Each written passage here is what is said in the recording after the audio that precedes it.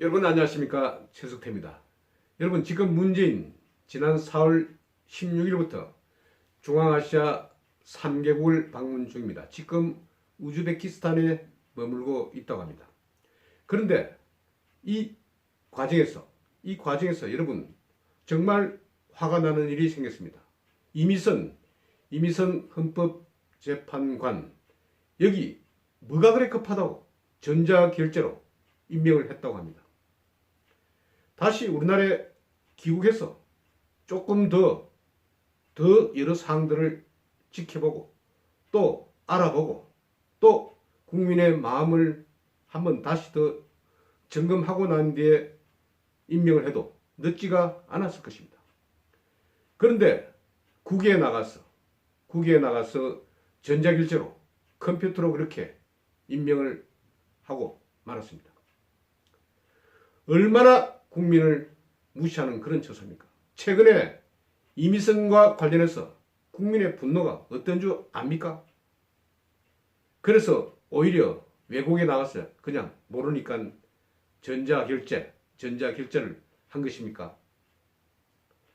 저는 그래서 지금 문재인 정부가 완전 불통 정부라는 거 아닙니까? 이전에 당신들 민주당 의원들 어떻게 이야기했습니까? 박근혜 대통령에 대해서 불통이다 이렇게 이야기하지 않았습니까? 그런데 박근혜 대통령 이런 사항은 지금 이 정부와 비교해서는 진짜 조족지혈입니다. 박근혜 대통령은 자신이 잘못하면 사과도 했습니다. 그리고 국민에게 정중하게 또 용서도 빌었습니다. 그런데 문재인 정부 들어서 문재인 어디 한번 제대로 사과한 적이 있었습니까? 이전에 자신이 이렇게 이야기하지 않았습니까? 안전 때문에 눈물 짓는 국민들이 단 한 명도 나오지 않겠다. 이렇게 이야기하지 않았습니까? 그런데 지금 온 곳에서 사고, 사건 등등으로 인해서 눈물 흘리는 사람들이 이어지고 있습니다. 최근에 일어난 진주 방화 살인 사건도 마찬가지입니다. 조현병 환자를 정부가 제대로 관리하지 못해서 이런 상황이 나타난 것이 아닙니까?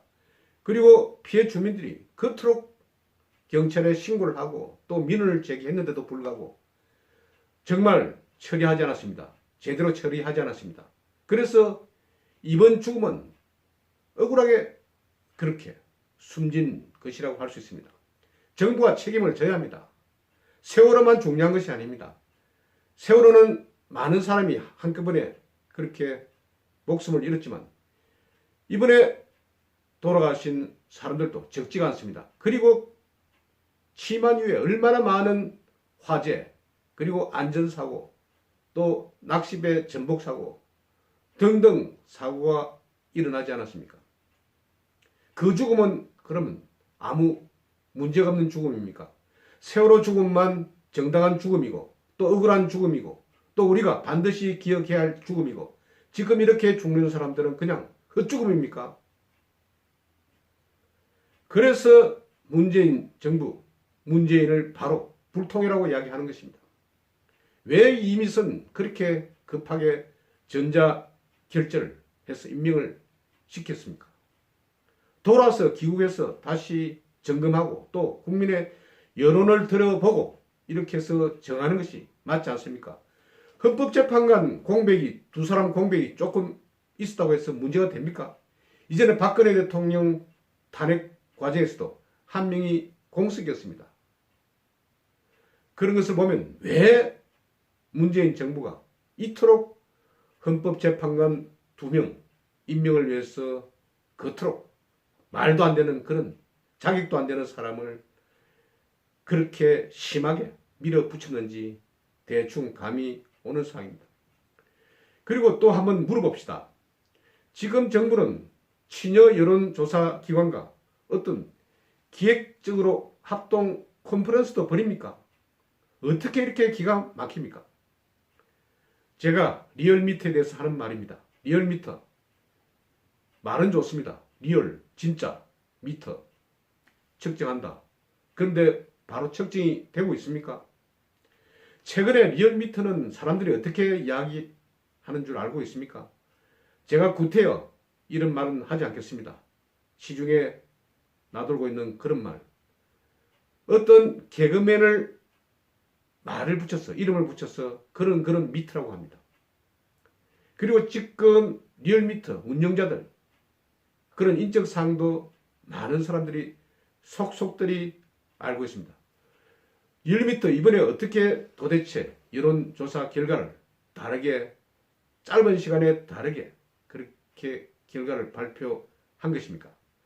지난 10일 4월 10일 조사가 있었습니다. 그때 이미선 헌법재판관의 적격 문제에 대해서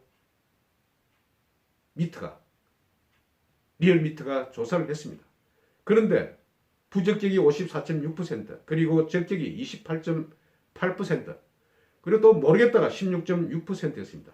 이때 모르겠다고 하면 바로 이것도 부정적인 그런 의미를 나타내는 것입니다. 거의 70% 넘게 부적격으로 여론조사가 나왔던 것입니다. 그런데 이것이 굉장히 부담이 됐던 모양이죠. 이어서 17일 날 리얼미터가 다시 조사를 했는데 이 결과 반대가 44.2% 그리고 찬성이 43.3%로 거의 비등하다. 이렇게 여론조사 결과를 재차 발표한 것입니다.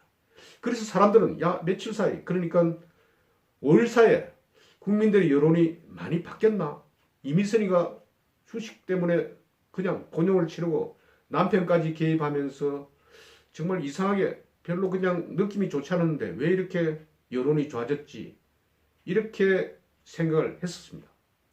저도 처음에 리얼미터에서 동일 사건에 대해서 여론조사 결과를 발표하면서 또 비교까지 했습니다. 많이 여론이 고전이 됐다.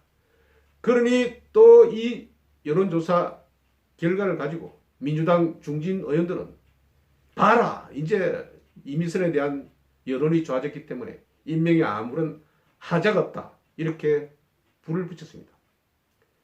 그런데 이것은 완전 거의 조작 상태라고 볼 수 있습니다. 질문 내용이 완전 다른 것입니다. 여론조사의 동일성 비교란 것은 바로 똑같은 내용의 질문에 대해서 비교할 수 있는 것입니다. 그런데 질문이 완전 틀린 상태로 질의를 한 것입니다. 실제 리얼미터 그동안의 여론조사 결과 얼마나 많이 차이가 났습니까? 이번에 4.3 보궐선거에서도 또 차이가 나지 않았습니까? 왜 이런 여론조사 결과로 국민들을 계속 현혹시킵니까? 이번에 한번 보십시다. 지난 12일 조사 때 설문 문항입니다. 최근에 이미선 헌법재판관 후보자에 대한 국회 인사청문회가 열렸다. 성채님께서는 이미선 후보자의 헌법재판관으로서의 자격에 대해서 어떻게 생각하느냐? 굉장히 간단하고 심플합니다. 그래서 대답하기도 좋았습니다. 적격, 부적격. 그런데 17일 날 조사한 것을 보면 여러 가지 조건을 걸었습니다. 조건이 아주 이상한 조건을 걸었습니다. 한번 제가 읽어보겠습니다. 여야 정치권이 이미선 헌법재판관 후보자 임명을 두고 대립하고 있는 가운데 문재인 대통령은 이 후보자에 대한 청문 보고서를 국회에 다시 요청했습니다. 성세님께서는 문재인 대통령이 이미 이미선 후보자를 헌법재판관으로 임명하는데 어떻게 생각하십니까? 이렇게 질문 문항이 바뀐 것입니다. 여기에서 보면 첫 번째 질문 문항은 굉장히 간단하고 심플합니다.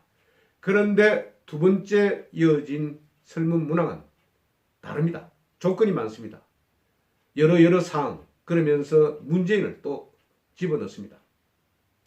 그러면 이것은 바른 비교가 되지 못한 것이죠. 실제 여론조사 기관이 우리나라 여론조사 기관이 너무 문제가 많다는 그런 지적이 계속 일고 있습니다. 여러분 응답률이라는 게 있습니다. 어떤 설문조사 여론조사 결과에서 응답률이 어떤 사람에게 1000명에게 물었는데 응답이 50명 정도 이렇게 밖에 되지 않을 경우 응답률은 5%에 불과합니다. 그런데 실제 여론조사에서 응답률이 30% 이하인 것은 여론조사로서 가치가 없다고 합니다. 왜냐하면 벌써 응답을 하지 않는다는 것은 부정적인 의견을 피력하는 것입니다. 그래서 미국이라든지 이런 선진국에서는 30% 이하 응답률에 대해서는 그냥 이것은 여론조사라고 볼 수 없고 또 공포도 하지 않습니다. 실제 NHK 이런 여론조사 아주 정확합니다. 이 NHK 여론조사는 거의 응답률이 60% 이상 그렇게 높다고 합니다. 이것은 국민성 차이겠죠. 그리고 우리나라 여론조사는 혹시 이 대답을 잘못할 경우 피해를 받을 수 있다. 지금 아주 악랄하게 지금 문재인 정부가 하기 때문에 혹시 피해를 볼 수 있기 때문에 막 대답을 하지 말자. 이런 식으로 나타나는 것이 현재 우리나라 여론조사의 한 모습인 것입니다. 그런데 정부라든지 그리고 권력층에서는 이 여론조사 결과를 굉장히 많이 악용합니다. 어떻게 악용하는가 하면 어떤 여론조사 결과가 온다. 아니면 말고 또 믿으면 또 그만이고 이런 식입니다. 그래서 만일 A당, B당이 있으면 A당이 여당이다. A당 지지율이 50%다. 이렇게 여론조사가 나올 경우에 아니더라도 이것을 언론 통해서 본 많은 국민들은 밴드웨건 효과에서 그렇구나. 그러면 나도 따라가자. 이런 성향으로 인해서 거기에 또 지지를 하는 그런 밴드웨건 현상도 있습니다. 이런 것은 사회학적으로 많이 지금 나타나고 있습니다. 스톡홀름 신드롬이라든지 어떤 사항이 계속해서 주입하고 선동을 하면 그게 사람들이 모르게 따라가는 그런 경향들을 말합니다. 지금 문재인 정부의 집권 여당은 이런 것으로 인해서 재미를 많이 봤다는 그런 생각을 하고 있습니다. 여론조사, 이 이미선 헌법재판관 이 사항에 대한 여론조사 12일과 15일 단지 5일 사이에 벌어진 여론조사 결과에서 적격이 또 찬성으로 바뀌고 부적격이 또 찬성으로 바뀌는 이런 허무한 여론조사 결과를 보면서 우리나라 앞으로 여론조사 기관에 대해서는 철저하게 객관적으로 그런 여론조사가 나올 수 있도록 법적으로 또 사회적으로 시민단체 또는 자유애국 보수단체에서 철저히 감시를 해야 할 것입니다. 저는 앞으로 정권이 바뀌면 손봐야 할 여론조사 기관이 몇 군데 있다고 생각합니다. 구체적으로 이야기는 하지 않겠지만 여기에 관계되는 많은 사람들 스스로는 느끼고 있을 것입니다. 정말 똑바로 하십시오. 늘 이런 현상이 이어지는 것은 아닙니다. 특히 리얼미터 이번 여론조사 결과 발표는 오히려 자업자득 자신의 무덤을 판 것이 아닌가 생각합니다. 하려면 좀 똑바로 하고 그리고 조금 다르게 하더라도 이런 식으로 표시가 나게 여론조사를 하면 안 된다는 그런 사실을 보여주는 것입니다. 그런데 또 아주 어리석게 이 여론조사 결과를 믿고 이미선 헌법재판관 후보자를 임명한 집권 여당과 문재인 정부도 한심하긴 마찬가지입니다. 오늘은 리얼미터 여론조사 결과에 대해서 한 말씀, 아주 따가운 말씀 한 말씀 드렸습니다. 경청해 주셔서 대단히 감사합니다.